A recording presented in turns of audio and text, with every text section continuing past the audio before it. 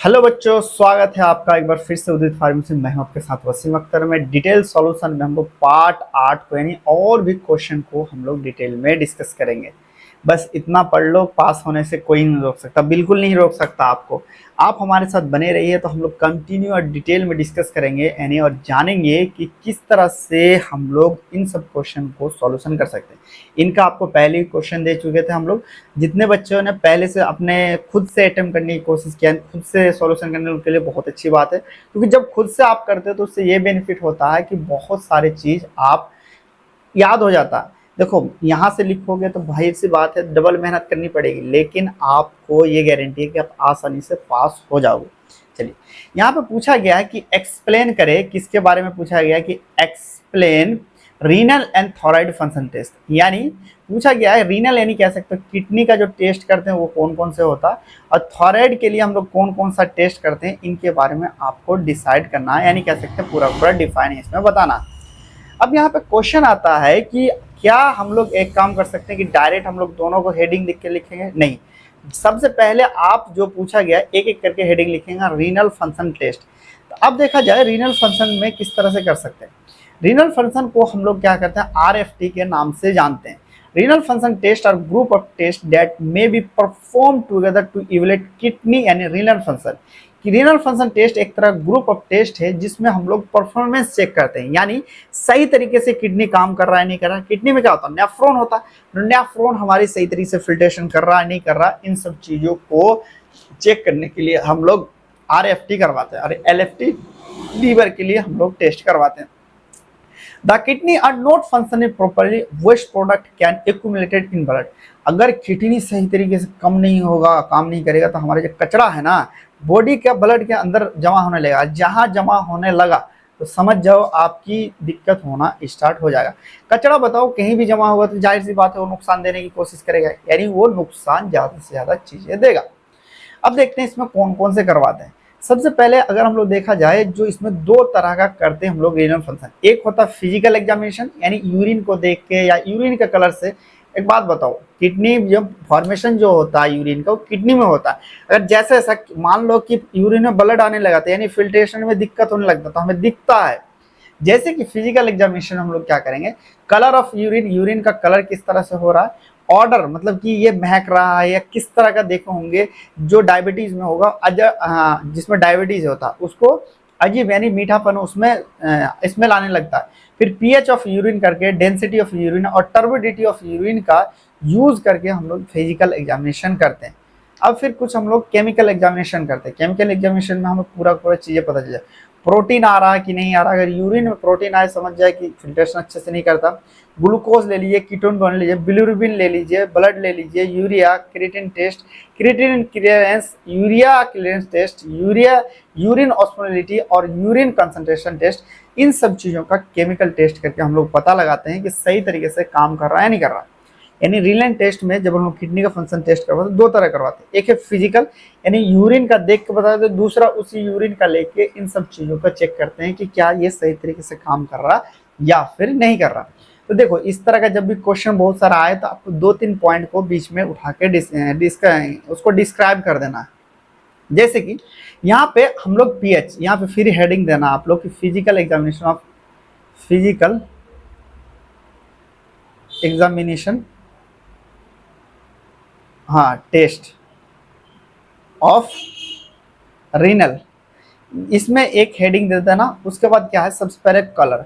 Colour अगर मान लीजिए नॉर्मल यूरिन है तो येलो एम्बर रहता। अगर colour depend on diet and urine concentration, colour जो है आपका डाइट पे डिपेंड करता है कि जैसा डाइट लेंगे वैसा ही चीज होता है। Concentration reduce due to the drink of more water, it cause lighter and colour urine. अगर आप मान लीजिए ज्यादा पानी पियेंगे उसमें व्हाइटपन आ जाता है, यानी उसका जो है कलर व्हाइट होने लगता है, ट्रांसपेरेंट होने लगता है। डार्क कलर यूरिन ये चीज करता है कि आपको डिहाइड्रेशन होता है। आपका अगर डार्क कलर है तो समझिए कि आपको बॉडी में पानी की जरूरत ज्यादा है।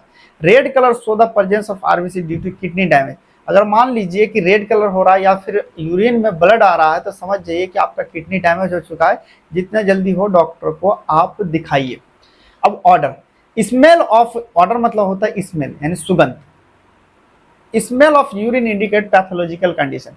यूरिन क्या करता है, हमारा पैथोलॉजिकल कंडीशन को वो बताता है। स्वीट और फ्रूटी स्मेल हो जाए तो समझ जाए आपको स्वीट, मीठा और फ्रूटी स्मेल हो जाए समझ जाए मीठा है, डायबिटीज हो गया। फ्रेश यूरिन होता है, माइल्ड यूरिन होगा हल्का सा। फिर अगर बात करें एज यूरिन, जो है अमोनिया ज्यादा से ज्यादा वो निकलेगा, यानी कह सकते हैं यूरिन का एज्ड यूरिन है। फिर आप हम लोग देखते हैं केमिकल एग्जामिनेशन ऑफ क्या, रीनल टेस्ट। कह सकते हैं कि हम लोगों ने दो तरीके से देखा किडनी का टेस्ट करते हैं, एक फिजिकल एग्जामिनेशन, एक होता है हमारे पास केमिकल एग्जामिनेशन। केमिकल एग्जामिनेशन में हम लोग क्या चीज देखेंगे कि क्या क्या चीज हम लोग चेक करते हैं। देखो पहले तो 12 पॉइंट को डिस्कस कर रहा हूँ, उनमें से 2-3 पॉइंट को फिर आप डिस्कस कर सकते हैं और लास्ट में ईटीसी लिख देंगे तो अच्छा आपको फुल मार्क मिल जाता है। देखो अगर नहीं तो एक एक करके डिस्कस तो बहुत लंबा हो जाएगा, टाइम का भी चला जाएगा और एक क्वेश्चन को लिखने के चक्कर में हमारा नंबर कट जाएगा। और एक चीज हमेशा याद रखना आप कि कभी भी कोई भी क्वेश्चन छोड़ के मत आना, हर क्वेश्चन को अटेम्प्ट करना और उससे रिलेटेड चीजें जरूर लिख के आना। अब प्रोटीन देखते हैं, what do mean the protein, absence of abnormal concentration of protein albumin और globulin is a urine known as a proteinuria. अगर मान लीजिए यूरिन में एल्बुमिन या प्रोटीन ग्लोबुलिन का कंसंट्रेशन कम हो प्रेजेंस में तो उसको हम लोग प्रोटोन्यूरिया के नाम से जानते हैं। This condition can sign seen of kidney damage, ये जो कंडीशन है हमें ये चीज बताता है आपका किडनी डैमेज होने के चांसेस रहता है।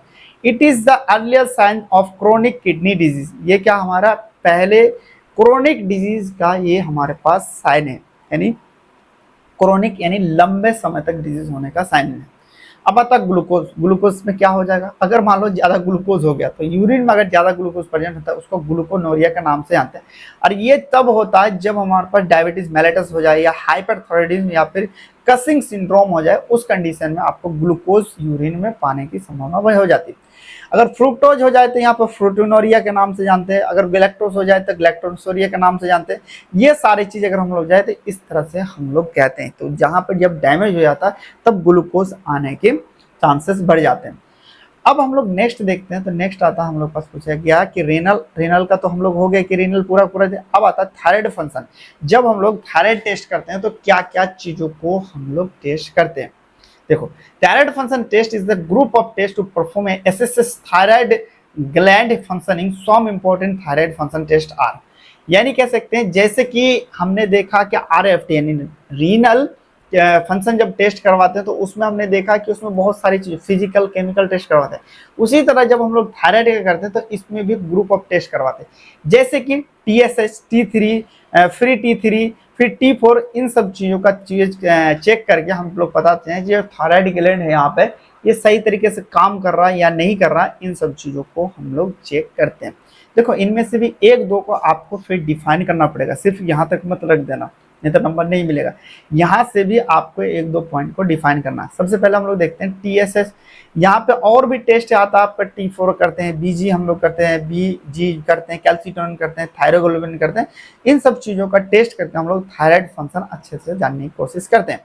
अब आता हम लोग टीएसएस, जिसको हम लोग थायराइड स्टिमुलेटिंग हार्मोन, इसका टेस्ट करके हम लोग पता कर लेते हैं कि ये सही तरीके से काम कर रहा नहीं कर रहा। अगर स्टिमुलेटिंग हार्मोन काम नहीं करेगा तो टीएसएस हम लोग पास आरटीएसएच कह लीजिए या रिलीजिंग जो हार्मोन है वो सही तरीके से काम नहीं करेगा। कह रहा this test is done due to the check TSH level in blood sample, TSH level that are too high और too low may be sign of thyroid problem, यानी कह सकते हैं TSH में क्या होता है, अगर मान लीजिए बहुत ज्यादा है या फिर कम है तो हमारे थायराइड प्रॉब्लम में दिक्कत आती है। TSH प्रोवाइड बाय TSH जो प्रोड्यूस होता है क्या, पिट्यूटरी ग्लैंड से आपके द्वारा प्रोड्यूस होता है। नॉर्मल वैल्यू के बारे में बात करें 0.4 से लेके 4 ml तक इसका होता है। सिग्निफिकेंस में बारे में बात करें कि अगर ये हाई हो जाएगा तो हमारे पास थायराइड हार्मोन की कमी हो जाएगी, ये आपको लिखना है। फिर आता है हमारे पास TSH के बारे में, यहाँ पे लिख देंगे। आप इसमें एक दो पॉइंट लिख सकते हैं, ऐसा नहीं कि जितना पॉइंट हमने बताया सारे के सारे लिखना, जो आपको ईजी लगे एक दो पॉइंट लेकिन जरूर उसमें डिफाइन करके लिखना ही लिखना पड़ेगा। अब आता T3 या तो फिर हम लोग ट्राई आइडोथायरिन के टेस्ट के नाम से आते हैं। This test detect by hyperthyroidism, इससे क्या हमारे पास हाइपरथायराइडिज्म, इससे हमें पता चल जाता है। Hyperthyroidism is a condition in which the thyroid gland make too much thyroid hormone. Hyperthyroidism क्या एक तरह कंडीशन है जिसमें बहुत ही ज्यादा थायराइड हार्मोन बनाता है। नॉर्मल वैल्यू के बारे में बात करें 100 से लेकर 200 mg पर डेली ये बनाता है। सिग्निफिकेंस के बारे में बात करें, अगर T3 लेवल अगर ज्यादा हो जाए तो उसको हाइपरथायराइडिज्म कहे, अगर मान लो हो जाए तो उसको हाइपोथायराइडिज्म के नाम से आते हैं।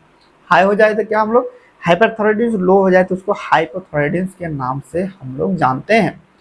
फिर हमारे पास एक चीज और डिफाइन कर देंगे T3। T3 के F3 के मतलब using for evaluating T3 level that reduce the protein binding T3। अगर मान लो T3 ज्यादा हमारे पास प्रेजेंट है तो हम लोग समझ जाएंगे कि उसकी जो बाइंडिंग कैपेसिटी है T3 वो हमारे पास कम है। नॉर्मल वैल्यू के बारे में बात करें तो ये हमारे पास 2.3 से लेकर 4.1 होता है। यहाँ तक आपको कम से कम 2 आपको डिफाइन करना पड़ेगा। चलिए आप देखते हैं नेक्स्ट क्वेश्चन। नेक्स्ट यहाँ पे आता है explain the detail with fluid and electrolyte. हमारे बॉडी में जो फ्लूइड होता है यानी जो पानी ब्लड है वो भी एक क्या फ्लूइड है। फ्लूइड क्या क्या हो सकता है, ब्लड के अंदर कितना सारी चीज है, प्लाज्मा है, आरबीसी है, डब्ल्यूबीसी है, ये क्या है, सोडियम है, पोटासियम है, कैल्शियम, ये हमारे इलेक्ट्रोलाइट्स होते हैं। चलिए अब इसको डिटेल में हम लोग देखते हैं। पूछा गया fluid and electrolytes. Fluid and electrolytes के बारे में बात करें तो यहाँ से आपको इस तरह से लिखना है, देखो about the 56% of adult human body is fluid. अगर देखा जाए तो जो 56% है ये पूरा का पूरा बॉडी का वेट का पानी से भरा हुआ है। Most of fluid inside the cell called the intracellular fluid. ज्यादातर फ्लूइड जो है वो अंदर होता है सेल के अंदर, जिसको हम लोग इंट्रासेलुलर के नाम से हम लोग जानते हैं। About 1/3 is the space outside of cell called the extra fluid. 1/3 का अगर हम लोग बात करें जो स्पेस में रहता है उसको हम लोग एक्स्ट्रा फ्लूइड के नाम से जानते हैं। For extracellular fluid has an iron nutrient need by cell for maintaining of life। Extra cellular जो फ्लूइड है ये हमारे पास आयंस और न्यूट्रिएंट को मेंटेन करने के लिए यूज करते हैं। किसके लिए, हमारे पास लाइफ सही तरीके से चले उसके लिए बहुत अहम भूमिका वो रखता है। While cell live in the some environment in extracellular fluid, extracellular fluid called the internal environment of the body। extracellular fluid क्या है, इंटरनल जो हमारे environment है बॉडी का वो हमारे पास कहलाता है। अगर यहाँ पे देखा जाए तो 60 से 70% जो है बॉडी वेट का ये सिर्फ वाटर प्रेजेंट होता है। Fluid body are solution organic and inorganic solid. क्या है फ्लूइड सॉल्यूशन, क्या क्या प्रेजेंट होता है, सॉल्यूशन ऑर्गेनिक और इनऑर्गेनिक सॉलिड उसमें प्रेजेंट होता है। वाटर जो है हमारे बॉडी का मेजर मास है, यानी कह सकते हो 60 से लेकर 70% क्या है, सिर्फ वाटर ही वाटर हमारे बॉडी में भरा पड़ा है। चलिए आप देखते हैं ये वाला जब क्वेश्चन करोगे तो इसको जरूर डिफाइन करना, यानी ये वाले से नंबर आपको मार्किंग मिलेगा। जैसे मैंने आपको बताया था बहुत सारी चीजों में कि जैसे प्रिस्क्रिप्शन ले लो, प्रिस्क्रिप्शन का नंबर आपके इस पर डिपेंड करता है किस तरह से आपने स्ट्रक्चर बनाया, उसी तरह इस पर डिपेंड करेगा। इस तरह क्वेश्चन पूछे तो आपका जो ये कंपार्टमेंट या फिर के लिए जो चार्ट बनाएंगे उस पर आपको डिपेंड करेगा, इस तरह का चार्ट आप क्या करना बनाना, ठीक है। चलिए अब देखते हैं इलेक्ट्रोलाइट्स में solution acids base and salt. Electrolytes क्या हो सकता है, सॉल्यूशन एसिड हो सकता है, बेस हो सकता है और साल्ट हो सकता है। Some glasses under pressure and high temperature condition में आल्सो एक्ट एज इलेक्ट्रोलाइट्स। कुछ जो है हमारे पास हाई टेम्परेचर और कंडीशन में इलेक्ट्रोलाइट की तरह काम करता है। कुछ गैसेस किस तरह से काम करता है, कभी हाई प्रेशर या लो टेम्परेचर में हम लोग कर दें तो वो हमारे इलेक्ट्रोलाइट्स की तरह काम करता है। डिजुलेशन ऑफ सम सिंथेटिक जिसको हम लोग पॉलीसिट्रीन सल्फेट के नाम से जानते हैं और बायोलॉजिकल पॉलीमर्स जिसको हम लोग डीएनए या फिर polypeptide also result into a solution known as polyelectrolytes. यानी कह सकते हैं कुछ सॉल्यूशन जैसे कि सिंथेटिक या फिर बायोलॉजिकल पॉलीमर है उसको हम लोग पॉली इलेक्ट्रोलाइट्स के नाम से जानते हैं। दिस पॉली इलेक्ट्रोलाइट प्रोसेसेस मियोटिस विद द मल्टीपल चार्जेस। ये क्या करता है हमारे पास मियोटिस मल्टीपल चार्जेस में ये कन्वर्ट होके रहता है कभी कभी। चलिए अब तक अगर आप नहीं जुड़े तो आप हमारे साथ जुड़ सकते हो। ये पीडीएफ अगर चाहिए तो आपको ऐप पे ही मिल सकता है। ऐप पे जुड़ने के लिए आप प्ले स्टोर पे ऐप डाउनलोड कर सकते हैं। आईफोन वाले के लिए भी, आईफोन वाले को चाहिए तो इस वाले नंबर से आप कांटेक्ट कर सकते हैं। कोई भी क्वेरी हो तो आप मेरे को मैसेज कर सकते हैं इंस्टाग्राम पे। तो चलिए दोस्तों फिर मिलेंगे नेक्स्ट लेक्चर में, तब तक के लिए बाय, टेक केयर।